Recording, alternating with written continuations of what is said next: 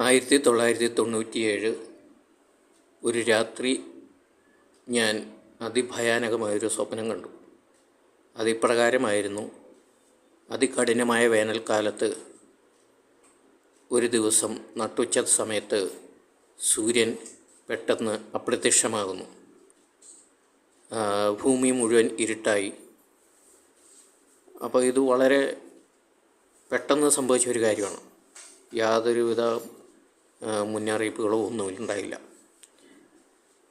അപ്പോൾ ഞാൻ നോക്കുമ്പോൾ ഉണ്ട് ഭൂമിയിലെ സർവ്വ ജീവജാലങ്ങളും നിലവിളിക്കുകയും മനുഷ്യർ ദൈവത്തോട് ഞങ്ങളെ രക്ഷിക്കണമേ, ഞങ്ങളോട് ക്ഷമിക്കണമേ എന്നൊക്കെ നിലവിളിച്ച് പ്രാർത്ഥിക്കുകയൊക്കെ ചെയ്യുന്നു.